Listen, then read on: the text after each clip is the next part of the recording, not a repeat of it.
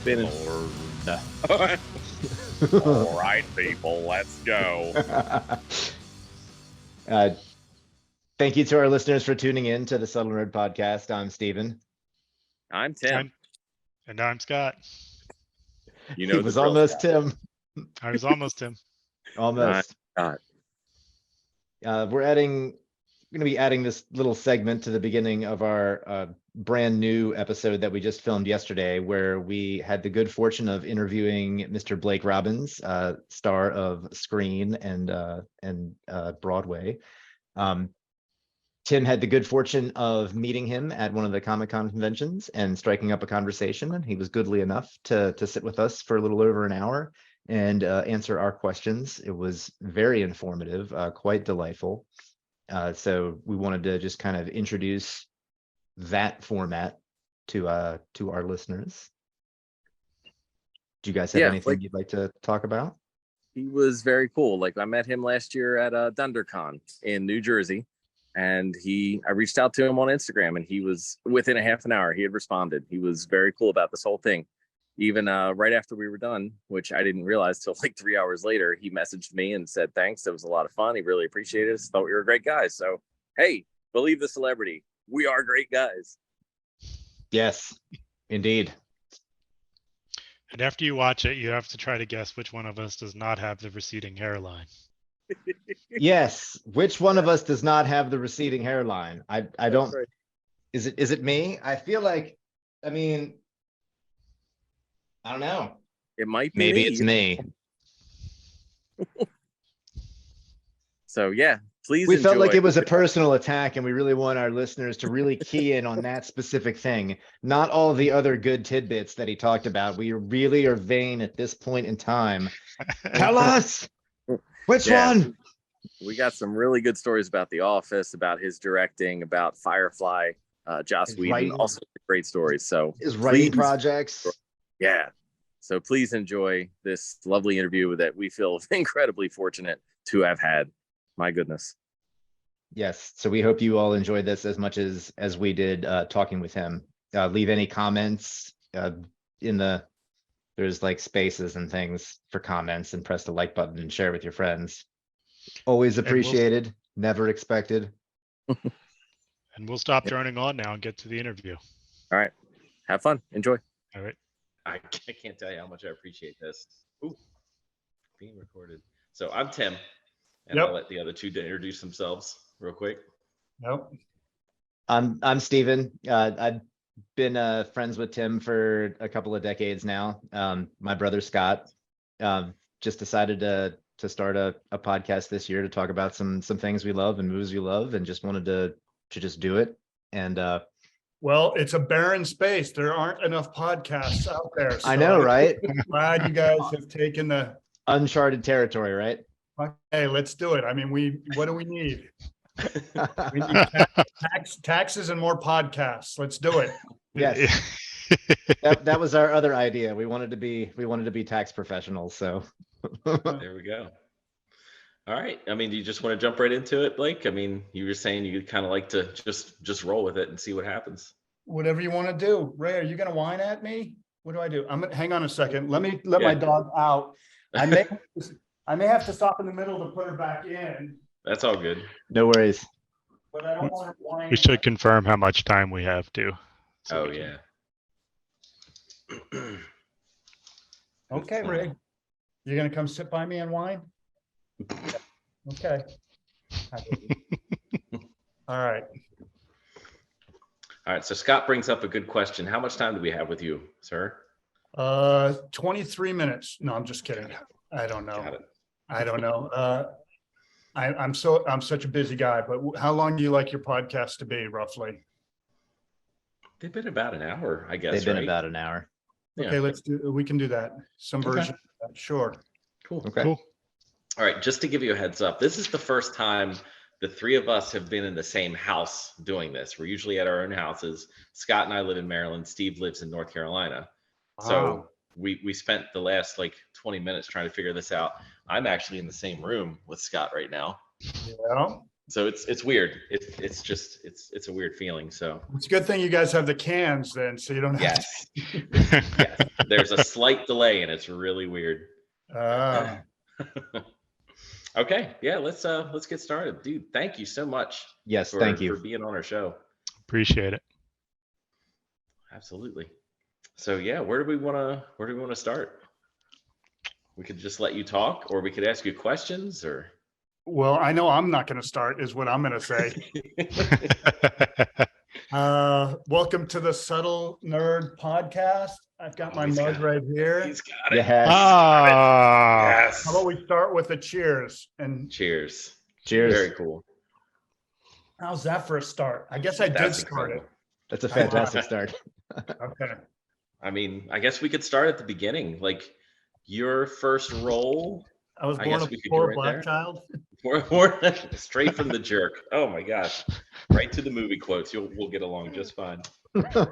Only one I got. That's the only one I got. There won't be another rest of the thing, so. No other movie quotes. Beautiful. But you wanted to start at the beginning, and that's Yeah. frightening. That's So frightening. what got you started in the industry? We'll start there. The deep, dark, endless abyss in my soul that needed validation from external sources.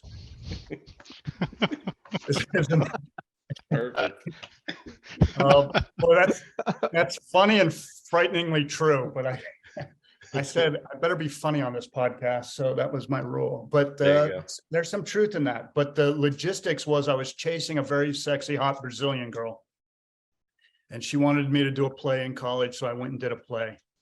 Now the setup was that while I was playing sports in junior high and high school and everything, my parents were always involved in community theater. They were always directing, acting, and things. So I was constantly going to see the plays that my family was involved in. And so I get to college, ostensibly to play a little basketball, which was short-lived, but I was a little bit of a basketball player. And I met this beautiful Brazilian girl who I was enamored with. And she said, I'm doing this play because she was in the broadcast journalism major. And she said, come do this play with me. And it sounded like, a month of hanging out with her. So I said, sure. And flash forward to getting my degree in business marketing. I was nearing the end of college and I was like, what am I going to do with my life? And the itch that I couldn't kind of get to, in the middle of my back is I think I want to do that acting thing. Here I have a business degree. I was working for a lawyer. I was thinking about going to law school. I was thinking about getting involved in politics. All my friends were doing regular things. And I was just like, I think I'm going to go back east because I was in the Midwest at this point for college, but my family was living north of Boston. I said, I'm going to go back to Boston. Gonna get a, like any college grad does, get a waiting job, waiting tables, and start taking acting classes. Worst decision of my life. And here we are. Well, very cool. So you mentioned that you did the play stuff. Then I did see you were on Broadway for a hot second. A hot second. Yeah. So is that an accurate description? A hot second, or was it a little longer? Oh, well, the play lasted for about 3 or 4 months. I was an understudy in the play, so it was more of a life lesson, a learning lesson. I did get to perform. I did have a couple magical moments, but it was mostly, I think I ended up in that play because the director was a huge fan of Oz. And I remember at the table read, there was a little break in the action and he looked over and he said, so when's the next season of Oz coming back? And I said, oh, that's why I'm here. Like, well, you were good too. You did a good audition. It's like, hey, I don't care why I'm here. I was sitting at a head table and there was Arthur Miller sitting to my right. You know what I mean? A legend, right? And around, there was a fantastic group of actors. It was a great experience. I got to learn, got to watch, got to ultimately get a Broadway credit. The most fun was things like taking the train home to New Jersey every night with Jim Rebhorn, who was a legend, had so many stories, and just was so gracious with me and telling me his stuff and just all of that. So yeah, it was fantastic. But we did do a huge leap. Like we did make it sound like I wanted to become an actor. Boom, I was on Broadway. And that's kind of a myth lie. And I just, for the tens of people watching our podcast. That's a high number. That is, Oh, that is. all right, but the tens of, you guys cut me off. I was going to say tens of thousands, but you jumped in so fast. I just took a tiny little pause and you guys like left on it. So Yeah, sorry. for the tens, let me try it again. For the tens of thousands of people watching the podcast, let's build a little reality bridge. I decided to become an actor. I went to Boston. I mean, I'm going to do it quick because we only have an hour. I was born a poor Black child. I started doing theater in Boston. I auditioned for the American Academy of Dramatic Arts. Fortunately, they accepted me. I moved to New York City. I studied there for 3 years because I did the Academy company. I got out and no one cared. No one was interested. We had a scene night and managers and agents and everybody came. Like literally hundreds of people in the industry came and watched us to say, oh, this is the company. These are the actors that we're shoving out into the world next year. You should be very interested. And very humiliating situation where the next Monday they would post next to all of our names, a white piece of paper with all the names of the agents and managers who wanted us to contact them. And out of the 20 actors in the company, and I was pretty highly regarded. I was, I needed to be humbled, I guess, because not a single name on my white list, for not just for the company members to see, but everyone who went to that school, first year, second year. I thought I had something to offer the world, but apparently the world was not ready for it. So I got out of acting school with no one giving a shit. And I just started taking classes and doing theater and doing this. And honestly, I got out of acting school in 1994, I'm guessing, the American Academy. I didn't get my first real paid acting job. Like, okay, here's a little bit of money. Here's a little validation until 2000.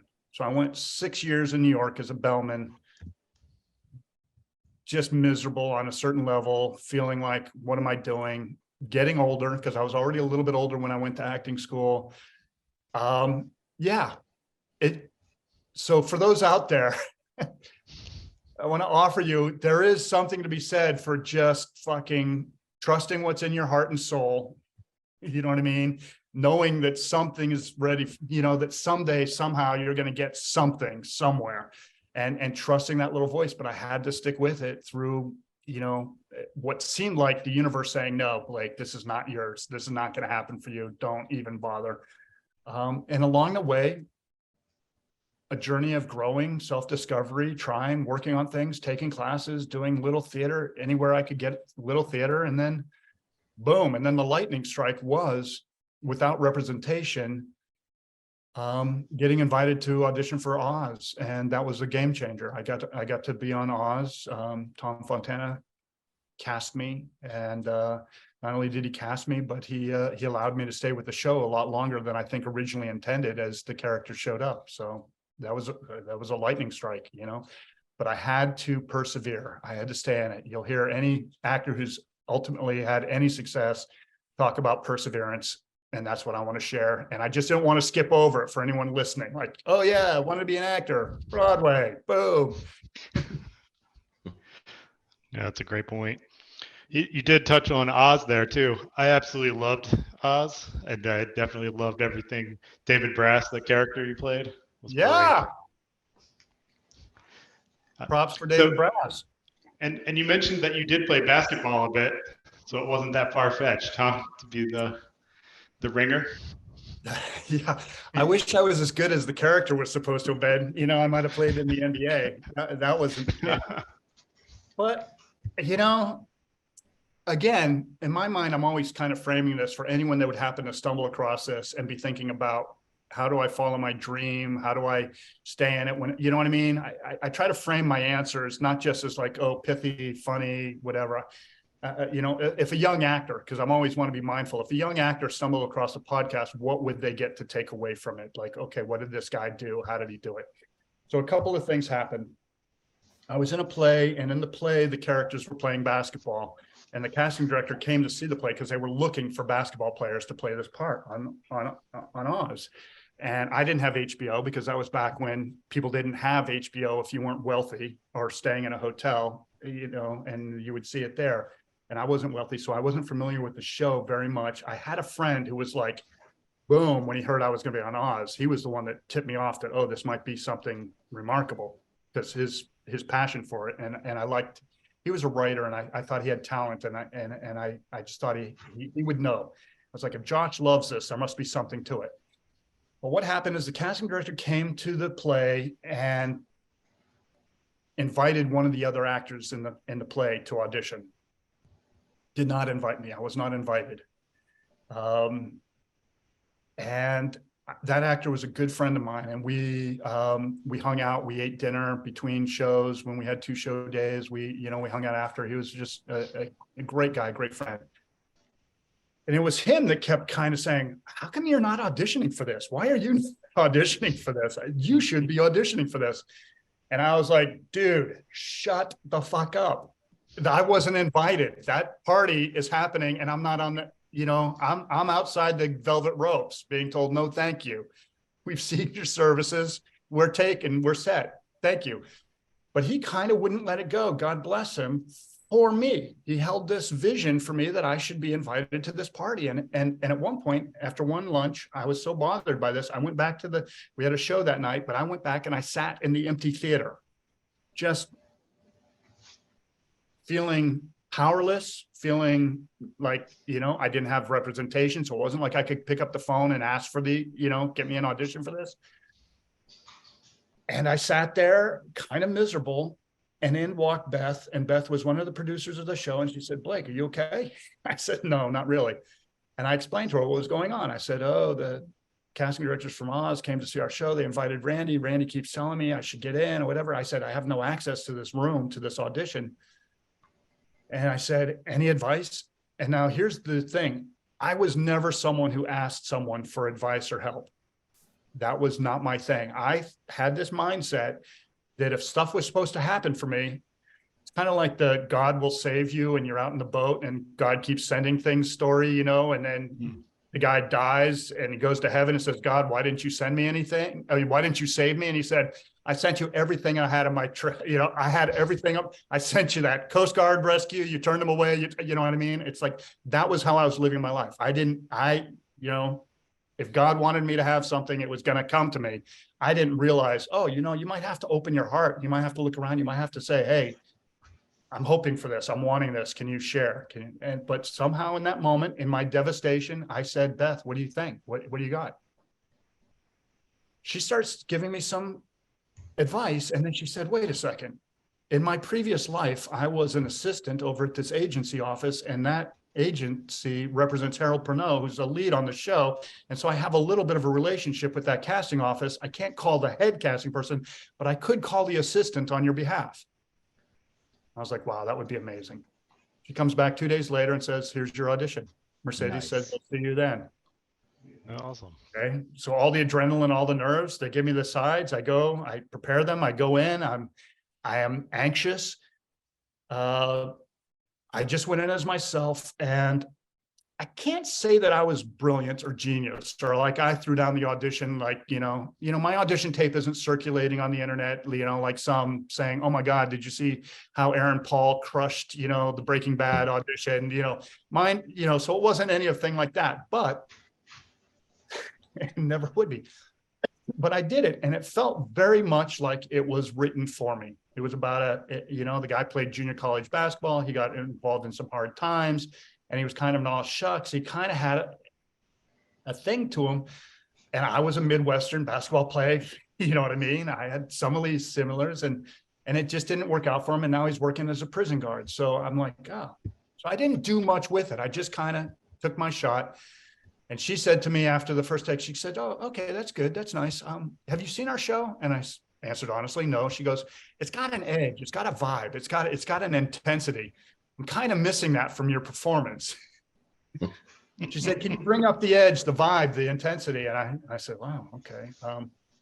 We did the take again. And I swear to God, I did it slightly faster because I had done it once. So I kind of had a little bit of familiarity. I was a little more comfortable with it. So I basically tightened up the cues. I don't know that there was any intensity, no edge, whatever. You know what I mean? Like in retrospect, it's like, okay, So he didn't take the casting director's advice either, to whatever degree. He just kind of did his thing again. At that point, they did the slate.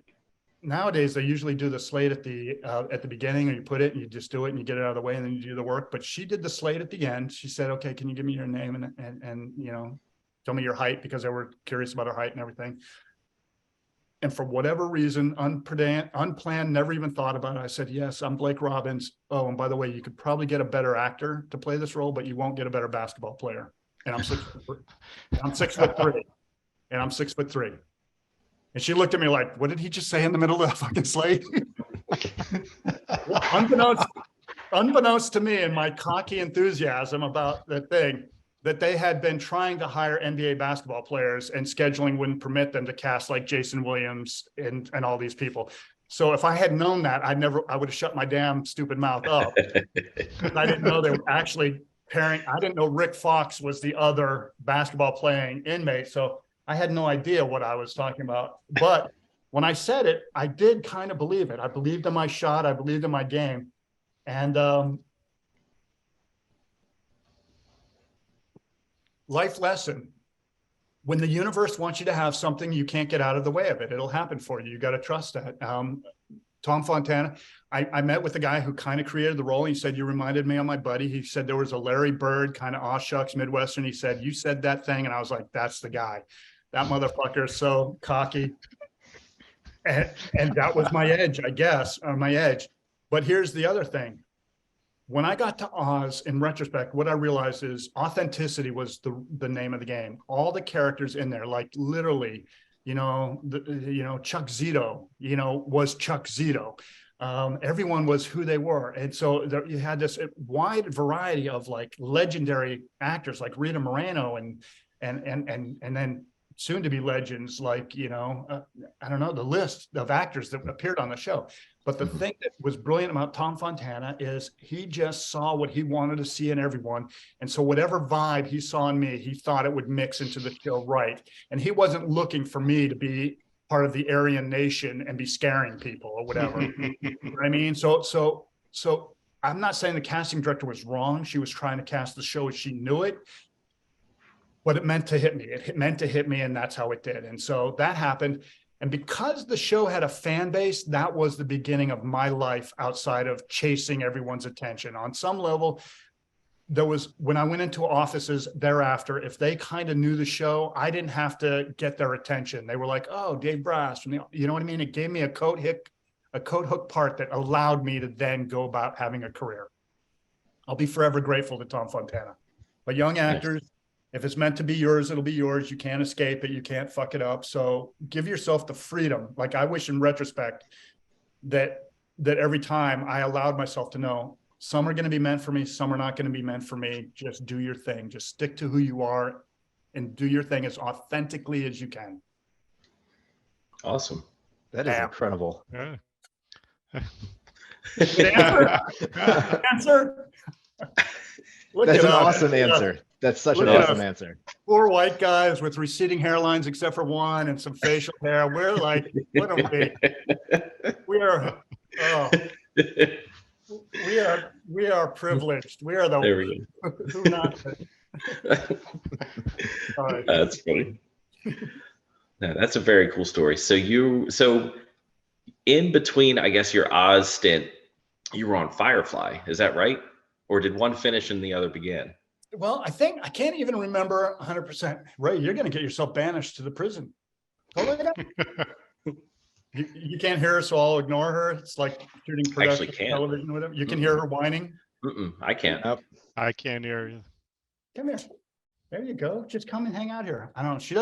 She doesn't like when I have other friends. I have to be her only friend. The rest. Am I not allowed to have friends, Ray?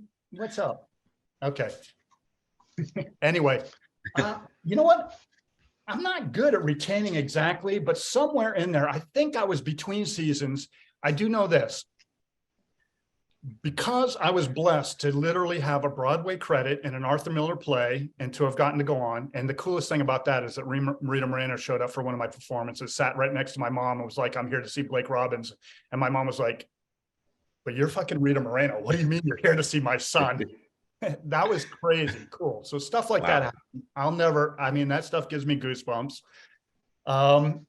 So we do the show, but I had that summer a Broadway credit and an Arthur Miller play. I had Oz, and the representation I had in New York was like, you should go to the West Coast for episodic season this fall. It was like, at least go for a couple months, July, August, because that was when the TV shows were starting their first episodes of the new season.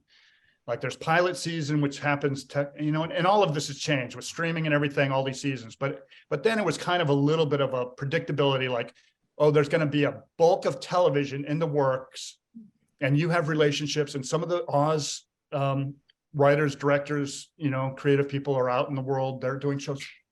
Knock it the fuck off. You're really getting on my nerves. Anyway, I love you, but you're getting on my nerves. So, so I went out to LA for a little bit, and one of the casting directors who was a fan of the show was willing to see me. Actually, I had for a moment what I would call heat in my career. And I would say heat is when you're not publicly famous, but within the industry, you have a little bit of fame. You know what I mean? I was getting a lot of meetings. A lot of people were meeting me.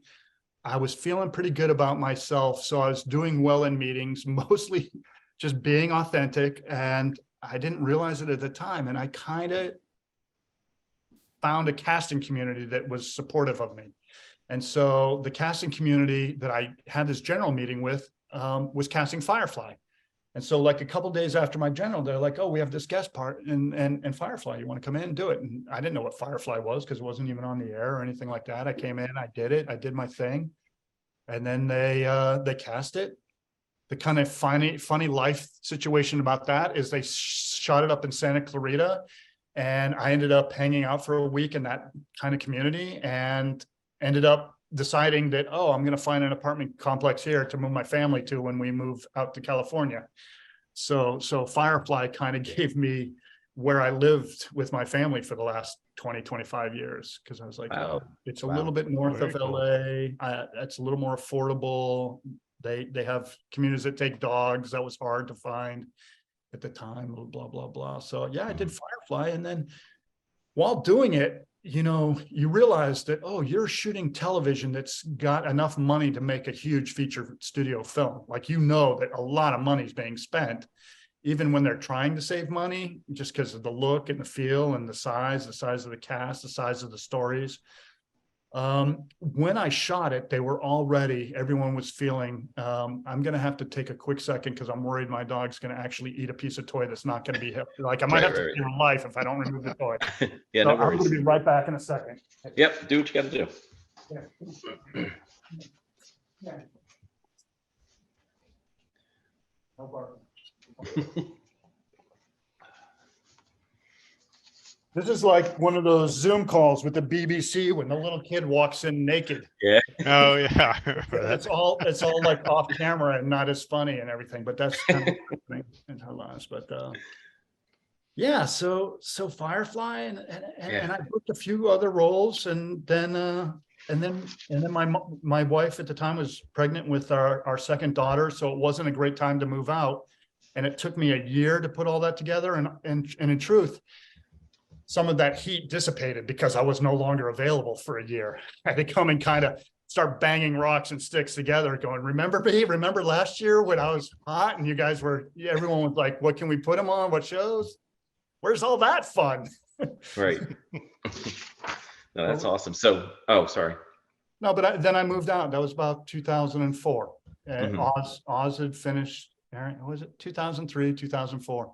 Mhm. Oz was off the air, so I didn't have any reason to stay on the East Coast. It seemed like if I wanted to do this, that I should be in LA and try to get some TV and commercials and work. Awesome. Yeah, I'm going to stick with Firefly for a hot second because I am a ridiculous fan. And I think if you remember, that's how I came back to your line last year when we met at DunderCon. So I came to meet you and we talked about, The Office, of course, for a little while. I got you to sign the Funko. Yep. And then I saw you had Firefly on your banner. So you Right. told me a pretty cool story I about did. your scene in that episode that you were in about Joss, and you created a certain. I'm going to let you tell it. I'm trying to feed it to you a bit so you can remember. Yeah, you better feed it to me, because if I'm at a convention, I'm making shit up just to pass time. I might have been lying out my ass. I might have been. We'll see. I was probably thinking about what I wanted to eat for lunch and how long do I have to stand. I don't know, but I think what you're talking about, which is kind of true, which is my character dies at the hands of the Blue Hands guys. Yes. And they pull out this little steel rod that like flip, this little thing, and this is the instrument of death. And because I've talked and learned stuff that whatever the plan where the show was going, now I can't continue to live because I've interrogated part of the Serenity crew, right? So they popped that thing out. Now here's the thing. It was like, no one came to me and said what this little steel thing did to me that actually killed me. And I was like, does it shoot invisible bullets? No one says to you. They're like, oh, the actors will figure it out. I know this. They sent me to get contacts that I went and had an appointment to get contacts where they were going to put blood in my eyes, right? And then when we're setting it up, they're going to we're going to have blood dripping out of your nose. On action, we're going to pull the cord. They literally, all right, your nose is not meant to be a mug. It's not supposed to hold some liquid. Okay, and on action, that blood will pour out. It's like, no, there's another hole on the inside where that stuff goes away. And it's down your throat. I don't know how your nose is designed, but mine doesn't hold the blood. And they're like, okay, hold for sound and roll. I'm like, yeah, all that blood went down my throat that you put in there. So we're doing this thing. And I was like, but this is the magic of the world of making TV, film, all of it, right? This is actually a special conversation about this is Oz looking behind the curtain of how. So we're all fucking trying to figure it out. This came out of some writing team's imagination or a specific writer's imagination. He writes it. It's like, oh, this is so cool. This thing, they're going to whip it out. They're going to say this thing you got to die, and boom, and this guy's going to die. And then we're like, how? And on the day, you got no much time. And I was like, so I just creatively, I was like, what if this thing literally just compresses all my organs, all my internal organs? What if whatever it is shooting some energy, something, my brain's melting, all the organs are popping or dissolving or crushing. Because I was like, I can do this thing, right? Which I ended up doing on Firefly, which is and the stuff's coming out of me and I'm gagging, I'm choking and it's all just bullshit. I'm just all making it up. And I had to figure it out. But I am kind of smart. I'm not one of those actors that doesn't see the whole picture. I was like, oh, if this show runs, and I thought 100 episodes, there's going to be 20 or 30 people have to die like this from this thing going forward. I won't be the first and last. I'll be the first. But I was like, I'm going to set the bar really high. Everyone's going to have to reference this scene. Oh, whenever these dudes pull out this thing, that's what you got to do. Some version of that. So I just went actor full on. I was just like, fuck it, jump, cannonballed into the pool. And so again, going back to my theme of helping people, sometimes you just got to fucking cannonball. I really did. I had no fucking idea. I was like, flip. I mean, the funniest outtake would have been I just knocked the thing out of his hand. What? Dude, okay. That would have been a fun one. I was like, is that a pen? Are you going to sign some paperwork? What is that thing? And, I went full, my head's, but see, I knew nothing externally was going to happen except for the blood and the eyes and everything. So I made everything happen as internal pain, literally things inside me were crushing and shrinking and exploding and popping inside me. And that's how I externally played that scene. Nice. And I will pat myself on the back that someone who went to a con with Joss Whedon talked about that was when asked about cool, because he's killed a lot of people in a lot of shows. And he did reference that as one of his favorite deaths. Awesome. That's Nice. awesome. That's awesome. I don't know if it's true. I don't know if someone was just trying to make me feel good that day. I didn't hear it. I've never seen the footage, but that's the rumor. I'm gonna live my life with it. All right. So you were on set with Adam Baldwin, Summer Glau, Sean Mayer, Or wait, Right. were you? Time out, quick time out. Did I tell the story that you were? Yeah, you covered it. Okay, That that was was the story. I That was kind it. of. That was it. I just want to make sure that that was a version of what you were thinking. I was No, going to. I appreciate it. I milked it a little bit for you, but yeah, you figured it out. Okay. So you were on the set with those three, like the main characters. Did you Yep. work with anybody else that day on set, or was it just those three? No, I pretty much worked with them. And then the two Okay. blue can guys that came in and killed me, they were pretty much, I mean, my storyline was really interlinked with Adam Baldwin's double cross. That was the big thing, was that for, that changed his relationship with everyone on that community. Do you know what I mean? That he had pulled me into this double cross. And though, even though I had to die. And in fact, that was the fun thing to do, is he's sitting there thinking he's about to walk free because he's going to get the reward. And he sat there and I'm like, nope, dude, Yeah. you're arrested too. And- And he's like it backfires on him. Yeah. And you That get was to keep fun. the money. Yeah, not for long, right? They Yeah, came right. and killed me. All right. Yeah, exactly. Yeah, Yeah. thank you. Yeah, we got a few more things. Steve, what do you got for him?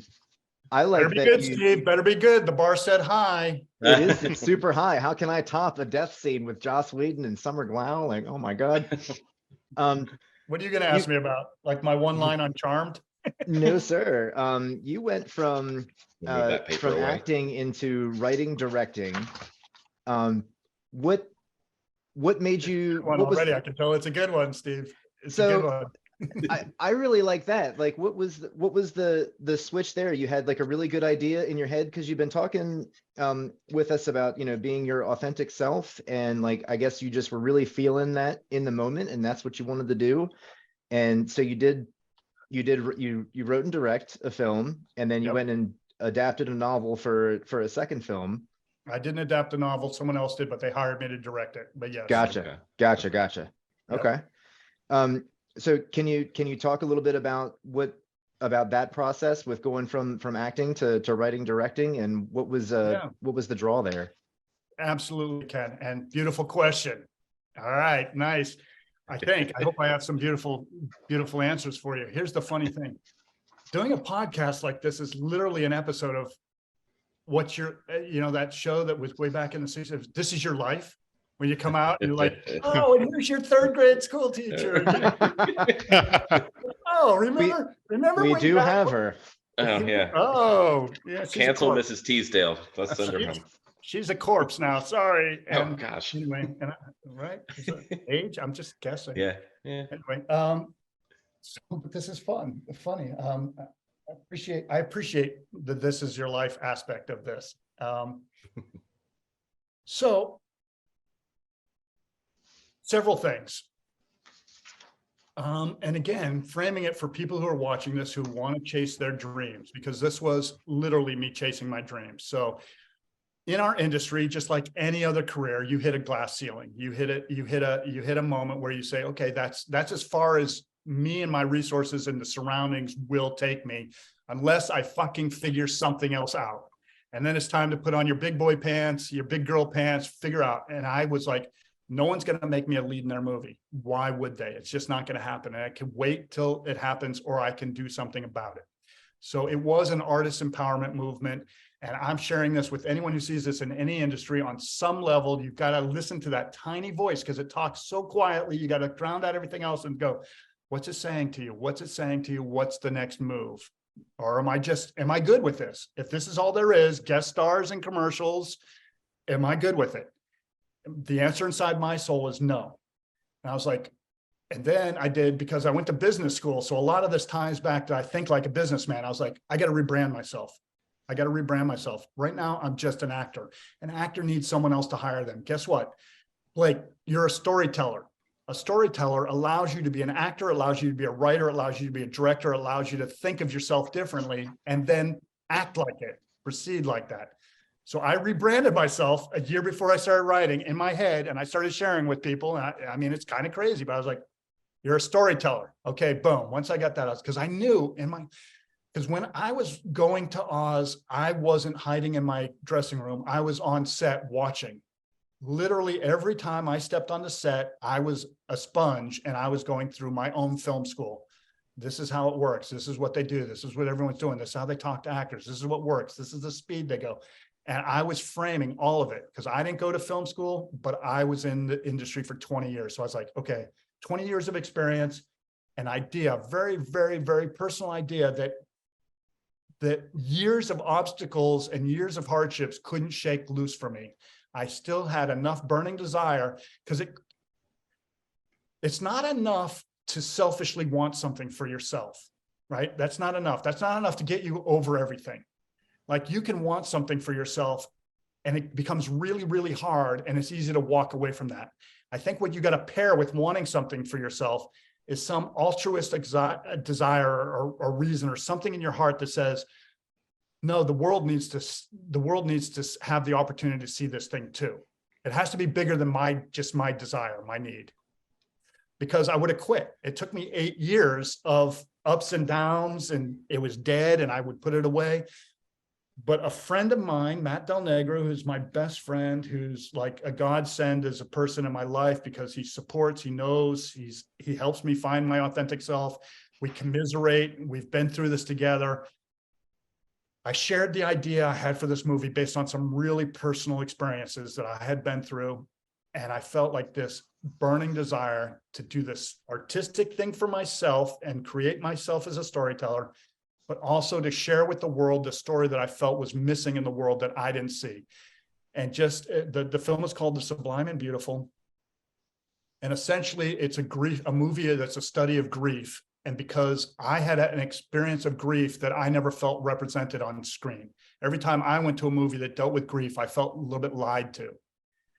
And one of the reasons I was lied to is just the mechanics of making a movie. You need to spend millions of dollars. And in order to make a movie about grief, you have to somehow figure out how to make that movie and make people walk out of it wanting to see it, share it, tell other people about it. So it has what I feel like you need an Academy Award winning performance. So we're already aiming for something that has nothing to do with telling the truth about a grief movie, right? We kind of need someone, whether they win an Academy Award or not, we have to aim for that because that's the only way it makes good business, right? So all these things. I was like, well, if I make this movie for $30,000, $40,000, I have complete creative freedom. I don't have to chase anything except my point of view and my truth. So I made that movie and God bless the world. It's niche, it's small. To this day, I get people reach out to me and say, thank God for that movie. Thank you for that movie. It tells people who have been through a traumatic grief event, someone saw, someone knows, someone's seen, someone feels what they feel. And so even though it's a creative piece of art, there is some authenticity. And part of that is because I didn't have to please or chase or do anything other than make the movie I wanted to. And I found enough like-minded people to do it. So now I'm a storyteller, I'm a director. I had written something. And once that happened, I just kept writing and stuff. That movie got me hired to do The Scent of Rain and Lightning. The filmmakers who had created the story, they saw my film at a film festival and a relationship began and conversation began. And they said, we have this movie and we just paired well creatively. And I said, yeah, I'll make that movie. I'll do that movie. This is my thoughts about it. And this is where we go. So made Scent of Rain and Lightning in Oklahoma around 2016, came out in 2017. And now I'm it's been a little while, but I have written 4 or 5 films that I think are very good scripts, very worthy of being made. I'm trying to get them made. I've grown as a writer and I'm always looking to direct the right thing. And so now I'm a writer, director, producer, actor, blah, blah, blah, storyteller. Nice. Fantastic. My answers are not short. These are not the one-liners, right? No, this is perfect. This is That's perfect. great. Are you It's good? great TV. It is?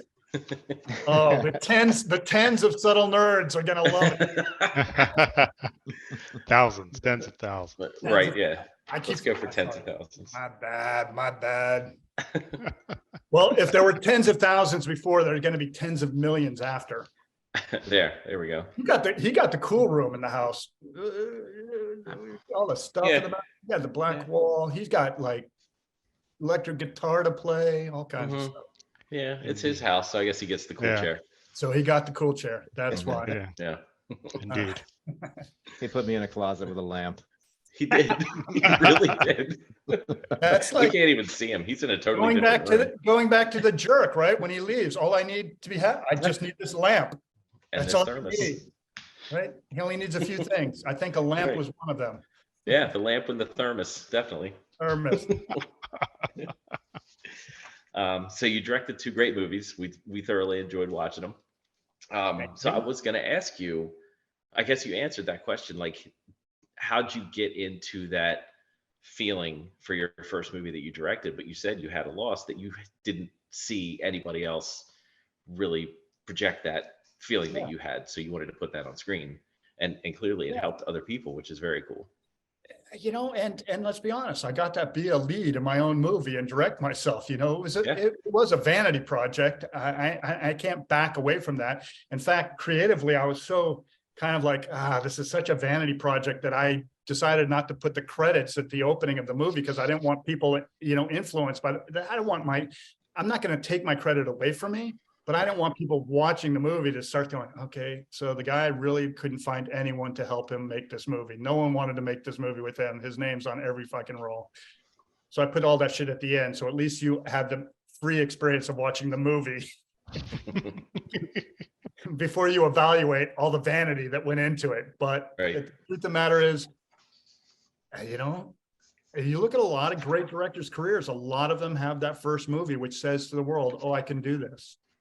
You know, on some level, you have to show that you can do something.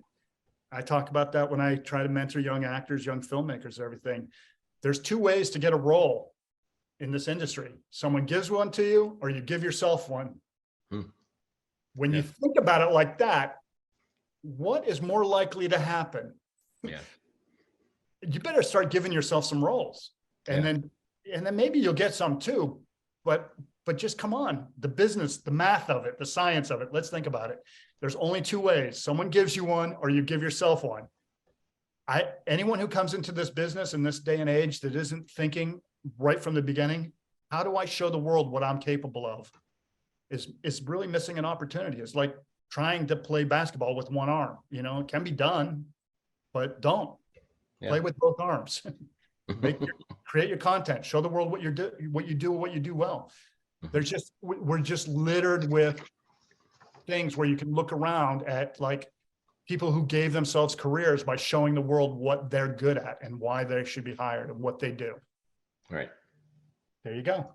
There you go. So about the set of Rain and Lightning, Steve. Yeah, we didn't take the sticker off the bottom of the mug, did we? Steve brought up a really good question. He asked if you enjoyed obviously working with the actors, but Will Patton specifically. It was cool to see him in your movie. Yeah, we're calling out Will Patton specifically. Yeah, the beautiful thing was, it was nice to go from a movie where, one, I directed it from within the lead performance, like everyone had to act off me. So in Scent of Rain and Lightning, just technically, now I had to say to them what I was hoping or needing or wanting. Like, I was able to massage performance by the way I performed with people in, you know, the Sublime and Beautiful. Like, I didn't have to, I directed very differently, because I was off usually in the scene with the actor I wanted to share something with. So I would do it by how I would perform the scene with them. So I wouldn't have to articulate. So now I've got all these amazing actors: Maggie Grace, Micah Monroe, Will Patton, Bonnie Bedelia, Justin Chatwin, Mark Webber, Logan Miller. I mean, just a plethora of amazing, talented actors from all different worlds and everything. So I grew as a human being. They all operate, you know, Brad Carter, phenomenal in it and everything. Every actor has their own way of doing it. And almost all of them have been in the business. If you last in this business long enough, you become director proof, because you have to, because you don't know who you're going to end up on set with, and you're responsible for delivering a performance. And so it is incumbent on you to be someone who can be cast and do your job and do it really well. And guess what? The industry wants that. They don't want actors that need a director. They want actors who don't. And if it comes, great. If things can get better, but fill the void. So young actors out there, your job should be to show up and make no one have to figure out anything for you. You try and figure out, and part of that is just confidence. Part of it is just freedom. The best actors I've worked with, I've learned that they're just not precious. They treat it as magic, and so there's no squeezing or throttling. They just take the circumstances and have complete freedom. They talk about relaxation is like literally the most important thing an actor can have, because once you're in that state, anything can happen.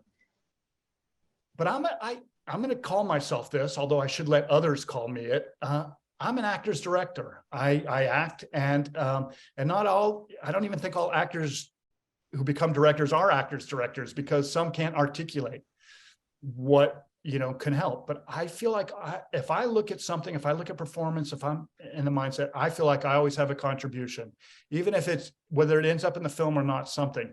And I also design all of my movies to be actor friendly, because one of the things I observed in my 20 years is how little the mechanism of making TV and film is in service of the actors. Most of them are not being served. They are rising above circumstances that are unfair. Because I'm an actor, and literally, if we got really into the minutia, we could talk about it. But I'll just give you one example. There's this age-old thing that directors and things, everyone loves to yell action. Yelling is not conducive to performing a thing where you're supposed to be in character and role. It's like throwing like a cold bucket of water on everyone who's about to go, of okay, here it's the start. I mean, and kind of when you have sort of a thoughtful director, you might get and action. So they're not, in the time. But really, a lot of egos like everyone to know. And also there is a technical reality. If you're on a huge budget film and there's a really technically precise and a lot of people are moving at once, everyone knows there's no getting around it. We got to yell action as loud as we can so we can sync up all the shots, all the behavior. But you don't have to yell action all the time. You can say whenever you're ready. Whenever you're ready. You can talk to your actor and say, hey, you know what I was thinking? Didn't you just come from the kitchen where she said that to you? Why did you come in here? What were you hoping to get? And I can turn to the camera while I pose that question to the actor and say, just go, signal, start rolling. Thanks. Okay, yeah. And see when the actor has digested a piece of information I've just gently shared with them. Say, okay, what would you say to her now? And start the scene like that. You can help. And I'm just saying all of that. I'm very actor friendly. I try to create a very because to me, I mean, whether you like my films or not, I will say that most people look at them and say the acting is really fucking good. Mm-hmm. I cast well. I put people in the right position. I do everything I can to support them. And then I do what a lot of directors don't do, which is in post-production, I cover their ass. For some reason, there are a lot of directors that go so singularly focused on the story they want to tell that they forget to, I tell my editors when I work with them, I say, the rough cut, the very first pass should all be based on performance. I don't think every director does that. They want it based on story. And then, I say, give me all the best performance, and then let's start to figure out if we can still tell the story and what we're missing. Right. It's just a mindset. It's an approach. So my films are well acted, and they always will be. Yeah, I agree with you. So we need to bring up The Office. You did such a great job playing Tom Halpert. So when I went back and looked, I thought you did I crush it? You crushed it. There's no other Tom Halpert out there for me. Well, that's true. Yeah, when I look back, you were only in 2 episodes, but it felt like more when I was remembering what seeing you in the show. Any great stories from your time there? Nothing at all. All right, moving on. Let's drop it. It was like the most boring, dry set. No one ever laughed. No one ever had any fun. There were never any outtakes. It was just. You were on big episodes too. No. Obviously, any fan of The Office knows that I couldn't. I told you I like to sit and watch. I like to be around set. I caught myself several times laughing out loud when I can't be laughing out loud. They're literally shooting the scene right there. I would have to get out of there, as they would crack each other up. In fact, I do think, I talked about it before. A different kind of total lack of preciousness. Everyone contributes, everyone has an idea, everyone has the freedom to collaborate, to be a part of the process. So they get magic. They could literally create probably just as many episodes as they have with unused footage. And you would be like, oh shit, I'm going to watch this new show called The Reimagined Office, where they just went and threw out every used, they could throw out every, in fact, I think there are these episodes. I think episodes do show up of unused footage, right? The cuts. Yeah. I think they show up on like streaming or internet or someone, or I don't even know how people get access, but I think they could probably redo The Office just with footage that wasn't used in the first pass. So I don't know how they pick it. I don't know how they do it, but they're brilliant. Again, lightning strike moment for me. I was walking my dog and my other dogs, not this one. I've only had her since August. And I was at the dog park and I get a call. And as we talked about, most of my career was not in the field of comedy. I wasn't running in for Modern Family or, or Schitt's Creek or any of these things. And I get a call from my manager saying, hey, by 3:00, can you be down at Allison Jones's office, which everyone knew that name. I mean, even not being in those shows, I knew Allison Jones. That's boom. That's comedy. That's Judd Apatow. That's fucking, I was like, Allison Jones. I was like, what's it for? And there was like, no name. No, we don't know. I was like, okay. I was like, send me the sides. They were like, nope. I was like, what? They're like, when you get there, they'll hand you the sides and you have to leave them. I was like, okay, that's interesting in and of itself. All right, yeah, Allison Jones, hell yeah, I'll go down. So finished dog. And by the way, in my life in that moment, I was in a really down place. I was in a place where I couldn't kind of see the future. All right. And this is important to share for people in their lives. Everyone, I did, because now I have distance and I have perspective but I was in a moment where I couldn't see how the bills were going to get paid, how I was going to, where my career was going to move next. I was trying to will into existence certain things. Everything felt like everything was in the universe was no.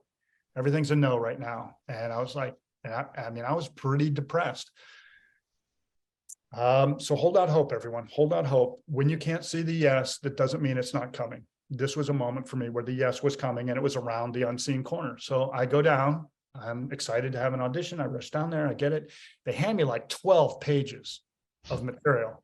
I'm like, okay, so I don't even get to prepare this. And I got to go in and they're like, take as much time as you want, which is really code for 15, 20 minutes because they're not letting me stay till dinner. Like, right. That would be funny if I was like, okay, I know everyone's auditioned and you guys are on dinner break, but I'm almost ready. I'm almost off book.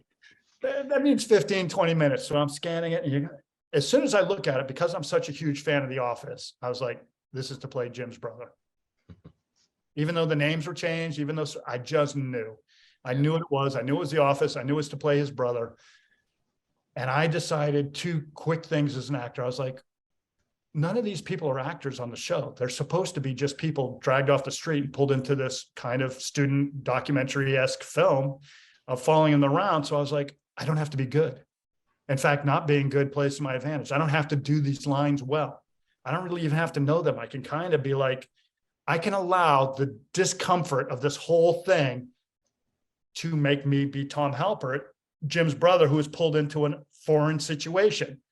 Because Jim Halpert's brother isn't like, the fun of being on the show was they slowly get used to the camera. They start to play to it. It's fun. You know what I mean? That's just kind of the thing. After the first couple establishing episodes, after that, it's like, okay, these people know they're on a documentary. So there are moments where they go, look what I have to deal with, right? That becomes part of the fun of it. It's like, right. If that guy was your fucking boss, would you still be here? And that becomes part of the show too. But I knew my character, as soon as I showed up, was appearing in Jim's world in this thing I'd heard about of him doing this paper. And that Jim was my younger brother and this kind of goof and whatever. And I love him and everything, but he's just my younger brother. And I'm the older brother in my own family. But my relationship with the camera and having to do this could be as awkward as I felt. And so I just kind of played it, and I didn't try to be good in the material or try to be well in it.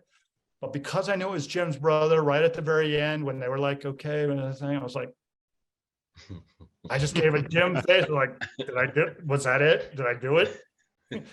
And I thought to myself, that's a smart choice, because that's a relational thing. I mean, I did my version of a Jim face to camera like that. I don't know. Is that what you want? I'm trying my best. You put me into this weird situation. This is me. That's it. No, that's awesome. A couple of weeks later, get the call. You're on The Office.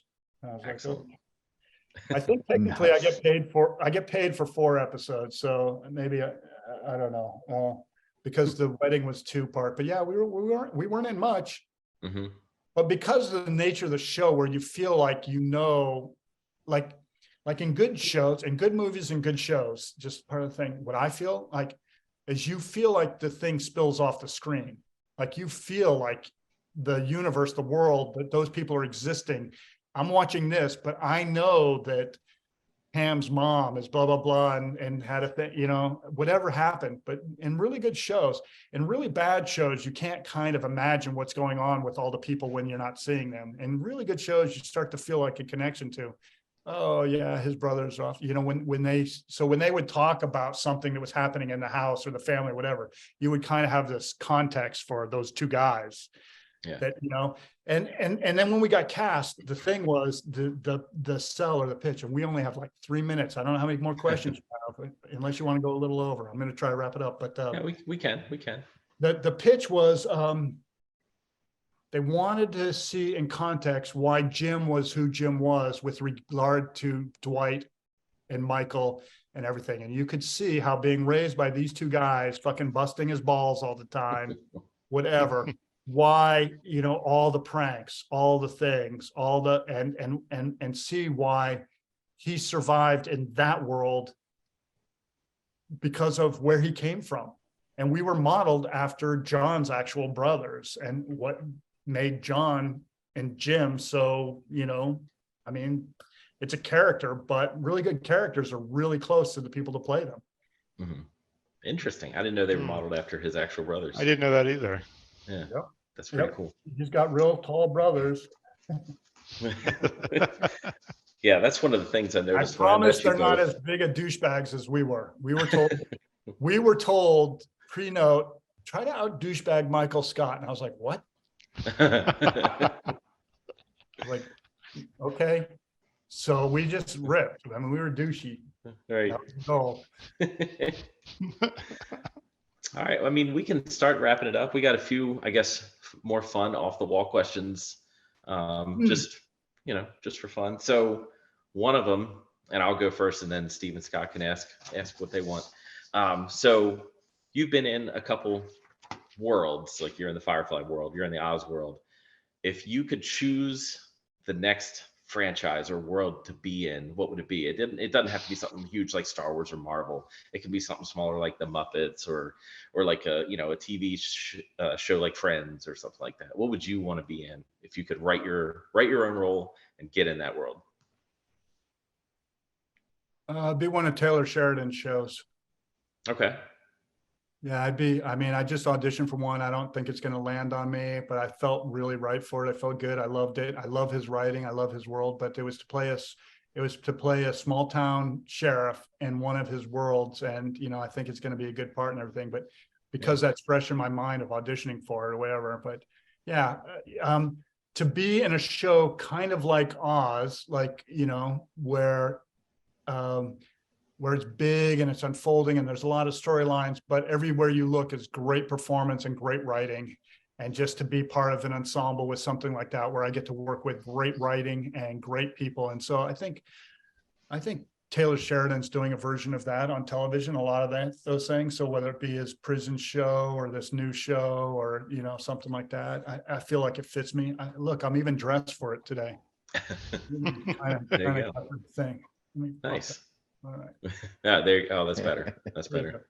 Yeah, I'm not I don't know. I mean, maybe I'm a douchebag. I don't have any, maybe I have to become a celebrity and then be a villain, but I don't really aspire to be in the Marvel universe or the DC universe.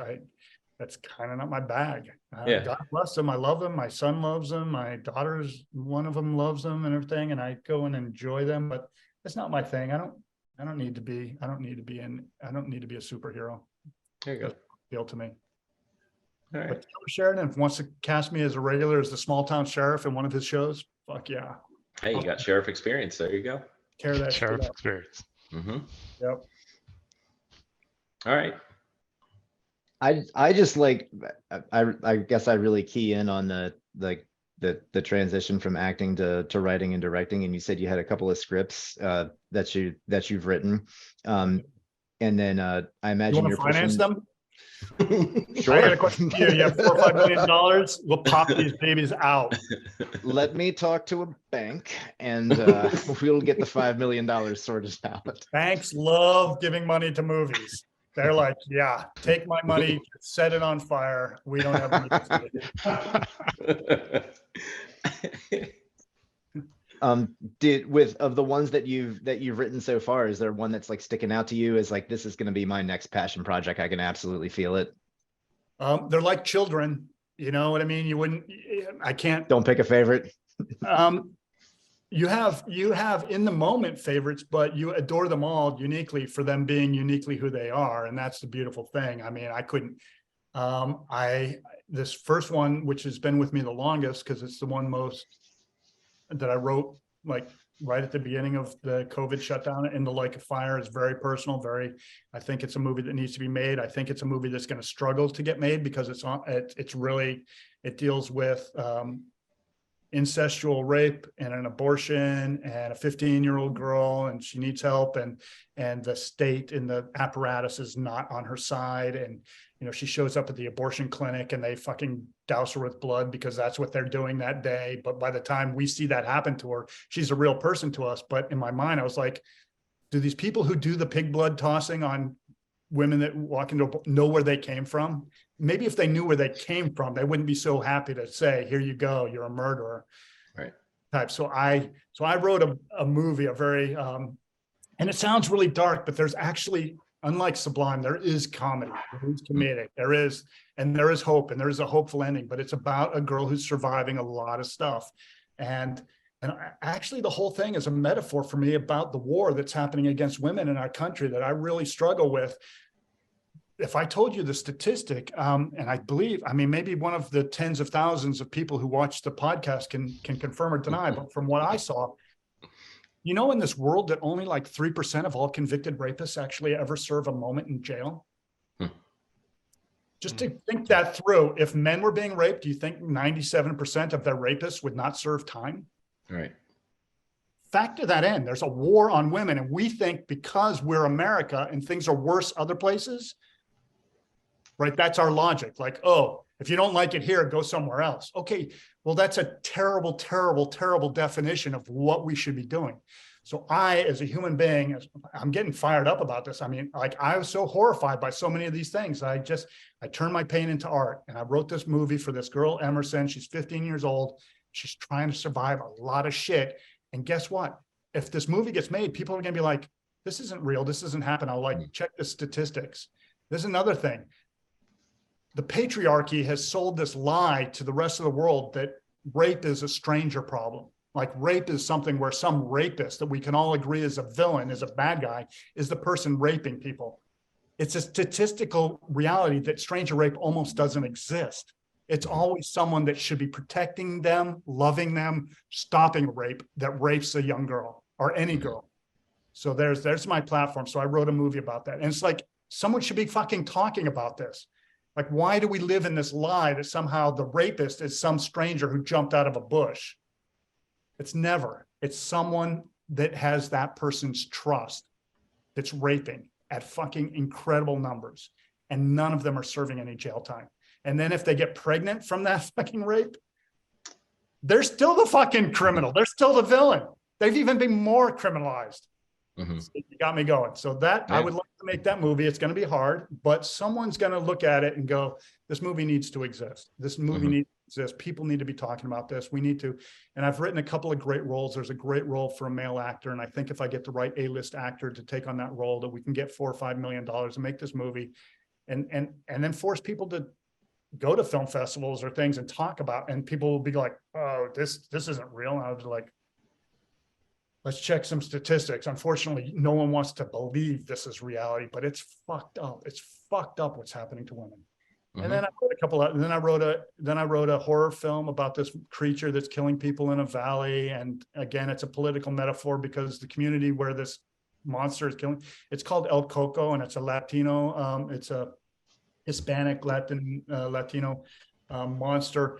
But the funny thing about the parable in this movie is that this monster that's killing people is actually killing Caucasians at first. And so really the monster isn't the monster, the actual monster in the movie. I want people to be thinking as, wait a second, maybe the militia and maybe the border patrol, maybe are the monsters for this community. And this monster is actually not their biggest problem. The politics and the racism and the thing. So again, I write stuff like that, but there's a body count, there's a slasher effect, there's a lot, and all this, but I want people to watch that movie, enjoy the movie, but be thinking, why is the monster in that movie actually not the fucking monster for that community? Why are all these people harvesting food for us, for the world, and Border Patrol show up and make everyone line up and show their cards? Right. Like, well, do you want to fucking pick that goddamn avocado? You're going to send people out of the workforce over this fucking political thing, but you got no one that wants to fucking, it's 120 degrees out here and you come out here to fucking send people back. All right. But that's our reality. And so I made a horror film about that. Interesting. And then I got 2 others. So I keep them coming. They just keep coming. We're Awesome. way over time. I know. Scott, do you have one to close us out? I'll try to be short. I'll try to be short. Yeah, it's no problem. We're good. You're fine. Yeah, I guess just one comment and then one final question. The one comment would be, I really enjoyed kind of the references that you made between acting as a business. Like a lot of times I think of it, and maybe others do, where it's like, it's not a business, it's just some magic that happens, like you were talking about, right? So I really liked that part as you were discussing that, like creating your own role, things like that. So I guess the last question I have for you really is like, what are your hobbies outside of all of this? What else do you like to do? Oh shit, I knew I was forgetting something. I have no hobbies. Oh shit. Well, I rescue dogs when they come into my life. I rescued Ray last August. She came from a lot of trauma and a lot of sensitive. She was kind of fucked up. So I'm healing her and she's healing me. I have 3 amazing kids. I'm going to go see the middle daughter for pizza later today. I love being with them. The things I love in life are anything having to do with any creativity. Listening to music, reading good books, reading things, going to galleries, seeing art. If it's connected to creativity, passion, I guess that's the stuff that makes my spirit soar. That's the stuff that gives me tingles. That's the stuff that. This is another thing I'm going to share. We're going to wrap on a hard note here, whatever. I deal with anxiety and depression. I come from a lot of childhood trauma. And I'm saying this for anyone who's made it this far in the conversation. If you think on some level that I've succeeded or overcome or whatever, I'm just here to tell you I'm ordinary. I'm not extraordinary, and you can too. Anyone out there can do it. I'm not saying it's easy and it's different for every person. So I want to acknowledge that I'm very lucky that mine is in a place where I can manage it and have managed it. But the things that I do are the things that make me feel better about humanity, myself, my life. So I gravitate to just finding and seeing and loving good music, good literature, other things, movies, television, art. Art lifts me, it saves me. So that's what I kind of try to experience. So whether I'm participating in it or I'm just a fan of observing it, enjoying it, that's what gets me through. Yeah, we just saw you went to a concert. What was it, last night? Oh Muse? no, I was sharing. That was last month, but I was remembering. I was doing. My daughter and I went to see Muse and Evanescence, and Very nice. it was a fucking great. Muse killed it. I Yeah. mean, that guy. I mean, that guy's an inspiration. That guy, the lead guy, who's like sings everything, plays. At one point, I think he was playing a watch because I think it was. I swear to God, he came out and he was like and making music on his watch because it was, I don't know, it just. But it was such a fun show, and it's so much fun to enjoy it with Emma. And a few months before that, she brought me. If anyone doesn't know the band Alt J, I was turned on to it by a friend. They're so good. So yeah, I go to shows. I try to. I don't have enough money. If I got rich, if I got into the Taylor Sheridan universe, or one of my movies took me to to the $20 million. That's where I'd be. Every week I'd be at a different concert, living luckily in LA where I can. Like right now, I'm like, fuck, I want to go see Måneskin. I want to see Cannons, and I literally don't have the money. I can't do it. So if anyone wants to donate some money to the Blake and his daughter to go see, I don't know. You guys can put up a cash to pay or something. Yeah, there we go. Say, We'll start a that was GoFundMe. nice. That was nice.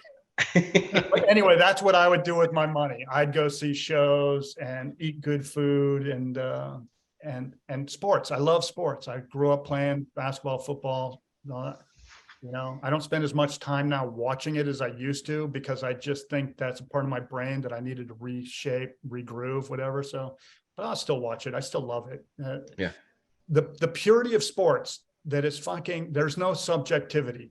Someone wins, someone loses. That's the reality. And it's all story, right? It is like the thing I love about sports is there's always every player, every team, there's a story. So it's story without the subjectivity of TV and film. It's objective. That team won. I mean, people try to say, well, there's referee, blah, blah, this and that, but that's the beauty of sports. Story with an objective winner. Yeah, there you go. Well, if you're ever in the Maryland area, let us know. We'll take you to Orioles game or Ravens game or whatever. If they're paying the Patriots and the Red Sox, sure. You'll be like, there you go. kicking my ass. You'll be like, Who brought this guy? what a horrible idea. Sounded so good on the podcast, but look at him. He's cheering for the wrong fucking team. But I'll enjoy the crab cake. I'll enjoy the Oh my God. I'll enjoy the soft shell sandwich. Let's go. There you go. Perfect. Dude, thank you for sharing your time with us today. Oh my God, you guys I are really awesome. appreciate it. Yes, thank you so much. Yeah, It was man. really You guys are awesome to awesome. hear your perspective. Thanks. Yeah. Thanks for caring. Thanks for giving a shit about me. Made me feel good. Of course. Good. Of course. It's great. Awesome, man. Thank you so much. If you're ever in the area, look us up. Awesome. Yeah, absolutely. Awesome. Bye, guys. All right. Great. Thank you. Thanks. Thank you again. Bye. Well, you will.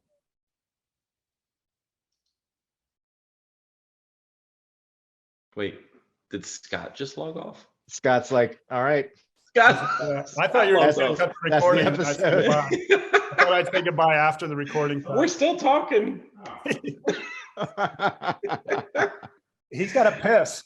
He's Dude. like, I got to go pee. All That right, guy so talks can we, that can guy we see your talks dog? way too much. Can we see your dog that you've been talking to this whole time? Ray, you want to say hi? You want to say hi, Oh, Ray? nice. You want to say hi? Yeah, there you are. Hi. Here we go. Oh, yeah, that's Ray. Nice.